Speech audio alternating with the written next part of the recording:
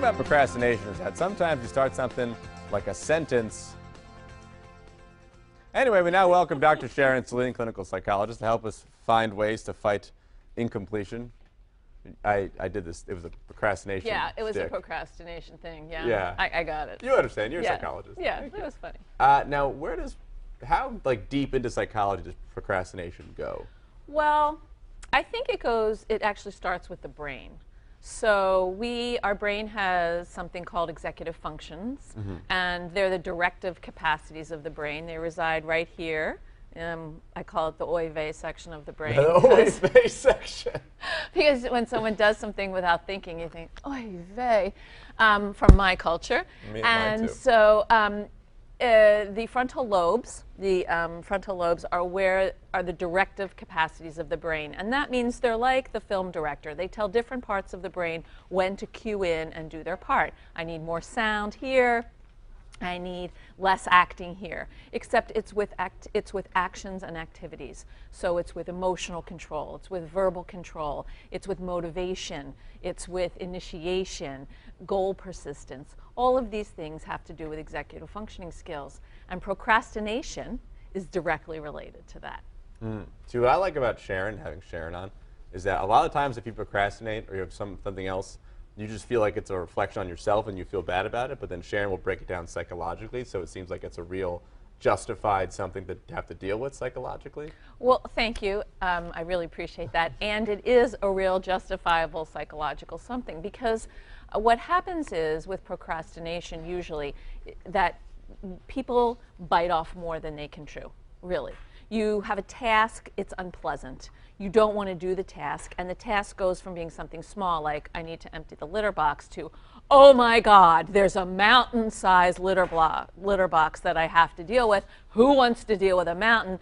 I'm just going to go watch TV. And really, the way you have to do it is break it down into smaller pieces. And the litter box might not be the best example, but maybe don't break down what's in the litter box. You don't want to break down what's in the pieces. litter box, but you can break it down in that I'm going to clean the litter box and then reward myself with something that I enjoy doing. So instead, instead of avoiding, you incentivize yourself to do something that you really don't enjoy, but because you have the reward on the other side. So you're saying, like, obviously we would do something if you're more interested in it, but if you can't find something about a task that piques your interest, you need to find an incentivation to make you do it. Right. So if we're thinking about you have to do a report for work, and it's a pretty big report. It's 20 pages, and it has to have graphs, and it has to have lots of facts, and it has to read well. You can be overwhelmed by that project. What you have to do is break it down. So you break it down into something small. I'm just going to start with the graphs. And if you still have trouble getting started, then you're going to say, okay, I'm just going to start with one graph. Well, then you do that one thing, and then you start to get a roll. Oh, I did the graph. Wow, now I could do the second graph. I make it small. If a task is too big, no matter, even if you've made it smaller and you still can't get started, it's not small enough. Really small. And that's particularly true for people who have ADHD, because of how the brain is wired, and the dopamine reward system is really affected by having ADHD. It's harder for them to muster up interest in something that's fundamentally not super rewarding. So you, in this case, when it comes, and everyone, we usually have Sharon on. She's an expert with raising children who have ADHD. She studied that for many years.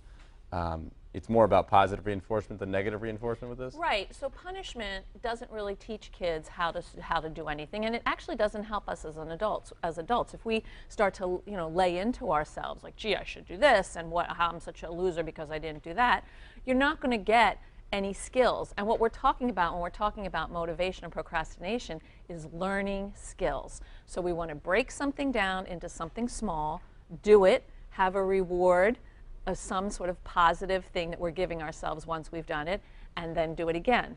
Timed study periods are really important in this way, accompanied by timed breaks. And you set up in advance, well, what is the break going to be?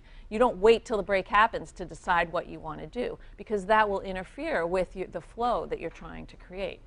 Sharon, thank you so much for being here. Always a pleasure having you. Thank you so much for having me. Now I'll be able to finish my sentences. Always fun to have you here. Yes, you'll be able to finish your sentences. Yes, with my oy vey brain. Yes. Now, that'll do it for this segment. We'll have this for you guys on our website on mymassappeal.com.